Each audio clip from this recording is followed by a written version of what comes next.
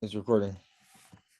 All right, so this is a presentation for high protein diets for athletes created by Josh Rodriguez and Jonathan Gonzalez for Cal State San Marcos class of kinesiology for nutrition for athletes.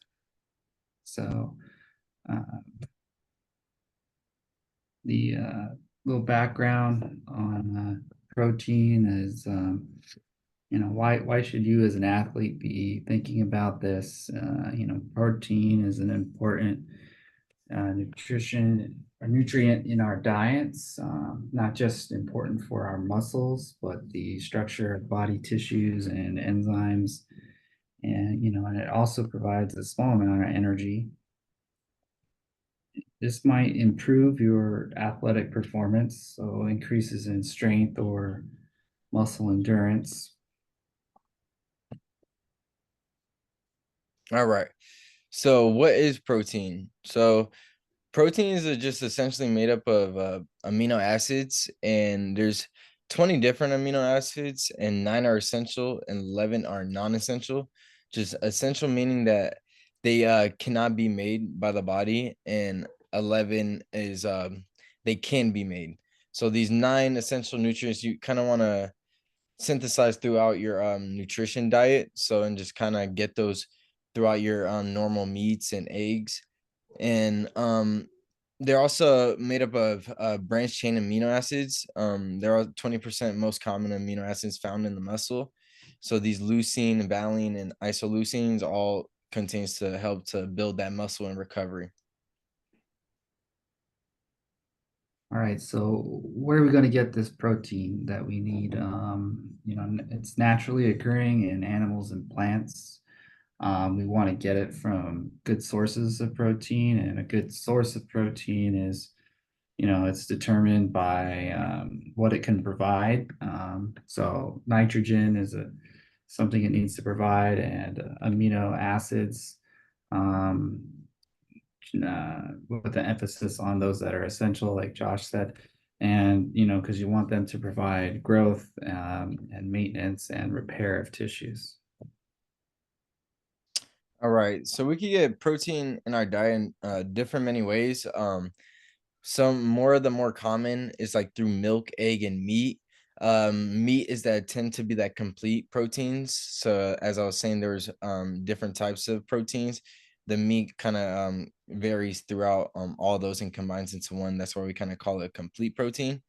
And also we got incomplete proteins, which is like from plant-based diet, which you could get from like soy and all that. They're just low in one or more essential amino acids, so they're just not fully balanced. So let's look at how much protein we're going to need as an athlete. If your focus is strength, you're going to want to bring in through your diet about 1.6 to 1.7 grams of protein. That's per kilogram per day. If you're an endurance athlete, you're going to want a little bit more elevated, so 1.8 grams per kilogram per day. And if you're asking kilogram, what is that? It's just a metric measurement of our mass or weight. So about 1 kilogram equals about 2.2 pounds. So I put a little equation and formula down here. So let's say, for example, your weight is 144 pounds. You can convert that to 65 kilograms, and we can just multiply that by your need. In this case, strength athlete with 1.7 grams per kilogram per day with a total of 111 grams per day of protein intake. All right. So, including on that, protein is not just like the main, it's main ingredient to energy. It's only about 15% of your energy resource. So, getting that balanced diet is essential to high performance because once you need enough carbs to be able to run through to be able to use your protein usefully. So but also during this exercise, it goes down to 5%. So you're not even using this protein for mainly energy. It's mainly for the recovery process. So that's why majority of athletes take it either before or after their workouts. So as I was saying, it does the priority is to use the carbs and fats as fuel and to burn those and then use the protein to rebuild that muscle and replenish.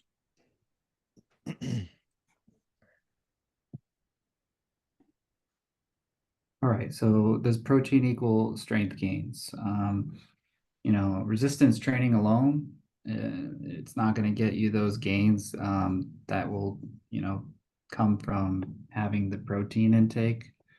Short term you might, but long term, you want to be not in a deficit of, protein intake as far as breakdown.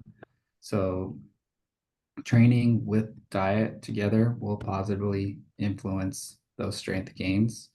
I spoke a little bit about being in a deficit, but the protein turnover, is high. So as you use and break down these muscles, you're going to require more protein to fuel these muscles and rebuild. So it's important to have the sufficient intakes in order for you to have a net gain of protein and for that muscle growth.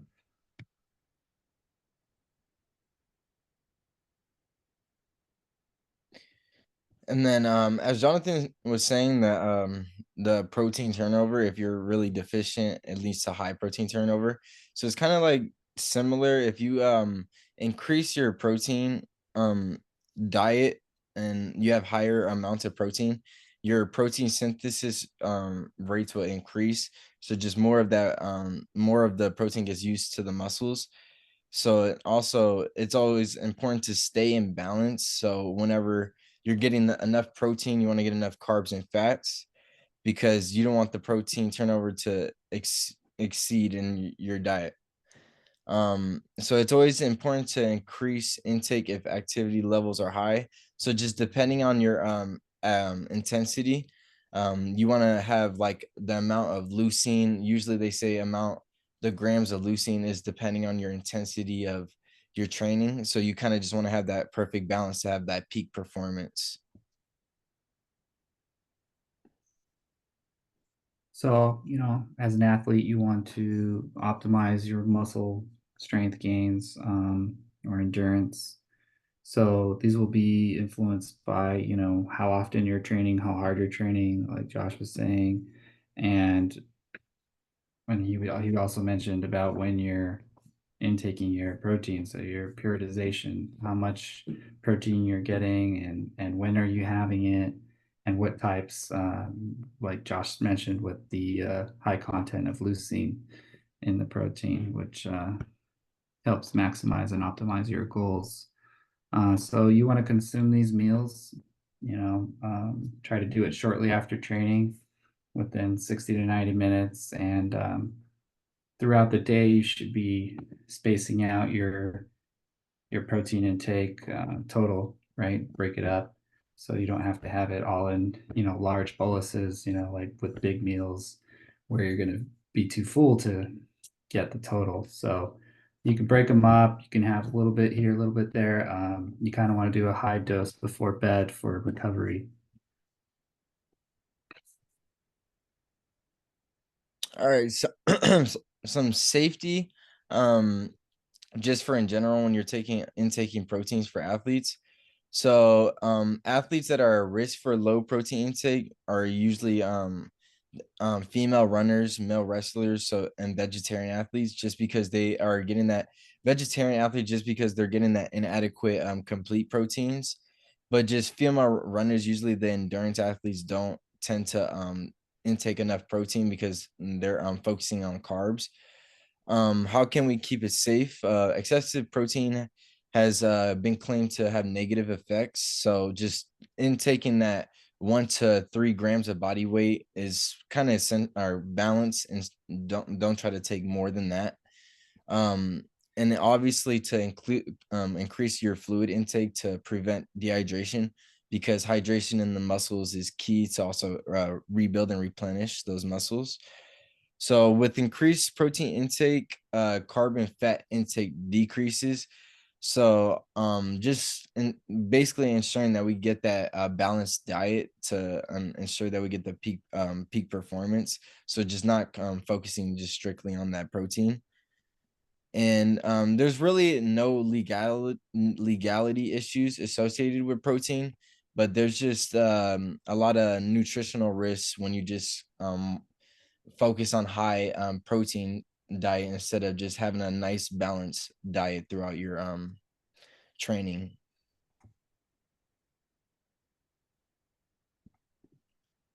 All right, so through some science research and papers, just a couple negatives and positives, and even some null events surface. So, like Josh was just mentioning about keeping it safe, it would be considered negative to exceed 3 grams of protein per kilogram per day. So, you know, sometimes people tend to think like more is better. You just want to kind of keep it in the range of what you need as far as your goals and don't exceed those. Um, and with the increased intake, beware of those the carb fat decline in your diet. You can only eat so much. So you're gonna be trying to hit these goals of protein and you might tend to forget about the other macros that are important in your diet. So and then like Josh also said, increase that hydration. Some null events where people are trying to optimize their gains in regards to protein with the amino acids. They supplement. So if you go to your local NutriShop and you're trying to buy some branched chain amino acids to think that that's going to optimize, um, you know, that's not to say that those individual amino acids won't help, but they may, slow transport of other amino acids. And in the grand scheme of things, that may have a zero effect. So you think you're trying to do a positive here and you're actively preventing yourself from doing that. So, but there are some positives. Protein contains nitrogen and the essential amino acids. So, you get those 9 essential amino acids that your diet relies on, and so that you can build repair body tissues and have proper hormone synthesis. And then, the science says you can just evenly spread the intake of the protein, like we said, with higher doses before bed. All right, so just building on some scientific and analytic. So as I was looking into articles, there was just so there was individuals that were getting tested throughout their high diet protein. Everybody was intaking the same amount of grams, but just it was just different trained individuals. So we had a sedentary individual, more of a resistance trained, and a perceived relationship between dietary protein intake and maximal functioning synthesis of body proteins in resistance trained athletes. So just like kind of maximizing all that.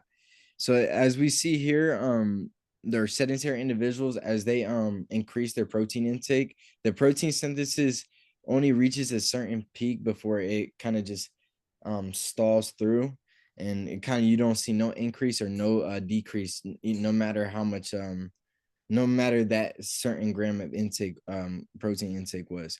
But as you see the resistance trained individuals as they were intaking that protein and doing their resistance train at higher intensity, their protein synthesis just kept increasing throughout their training process. So and also just getting that we have the catabolism individuals that kind of just focus on mainly just protein intake instead of just being also resistance trained. They also had a peak when they were just in while they were just eating that mainly complete proteins. So it's just kind of having that balanced diet.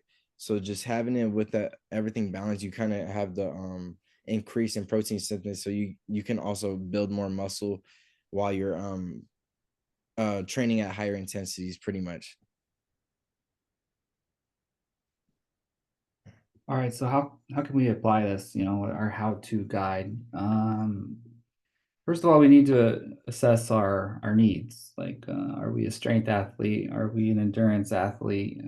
What are our protein intake requirements? And we do that by also figuring out, our weight in kilograms, and then coming up with um, our intake need. So once we do that, then we can also identify some good sources of protein that we can have and spread throughout our day with meals. And, primarily, if you're increasing your intake of protein, you're going to want to do that from the animal sources because of them being a complete source with those 9 essential amino acids. And, if you are uh, doing plant-based, then you'll probably need to supplement a little bit more with different types of protein to get the required amount.